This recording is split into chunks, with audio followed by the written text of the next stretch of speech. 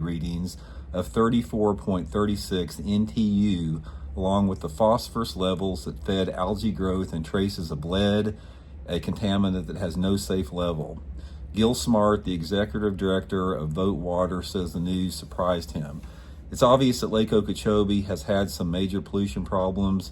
I might not have expected it to this extent, but it underscores the need to take action to do something about it. The analysis looked at data collected by the National Water Quality Monitoring Council between 2020 and 2025, and scientists compared 8 indicators of water health, including oxygen, ammonia, lead, phosphorus, sulfates, dissolved solids, turbidity, pH balance in the equation.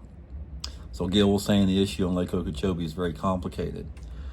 Then it goes on to say one of the big issues with the lake, and one of the reasons it's so hard to get the lake cleaned up, is the state's basin management action plans were basically supposed to provide a roadmap to reducing nutrient pollution coming into the lake. We're missing the target of the FDEP that is established in terms of reducing phosphorus, in terms of reducing nitrogen. We're not hitting those levels of reduction that we're supposed to hit, and what is meant, and what it means so much, is much more of these pollutants are coming into the lake as a result of what it should be, making the existing problem worse.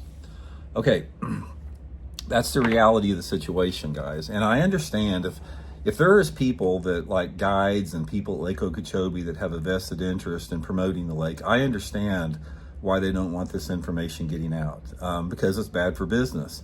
And make no mistake about it, guys, Okeechobee still has a lot of quality fish in it. That's not what we're talking about.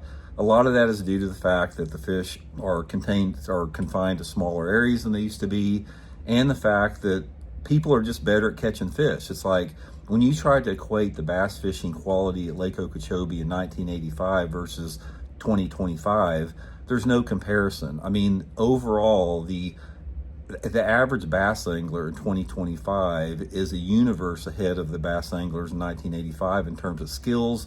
There's also been, technological advancements in equipment, electronic technology, baits, that type of stuff. So you can't, it's sort of like an illusion that this, all of a sudden, Lake Okeechobee's putting out these hog strings of bass, which it still does. The problem that you have right here, and the problem that we have across our entire country, is the lack of mitigation efforts that we have to prevent this problem from getting worse and creating sustainable fisheries. We have got a situation in the country where the laws and the legislation always side with the companies that are polluting these areas. I've seen it here, guys, like the turkey and chicken plants in my part of the country, pumping all this crap into the waters. Most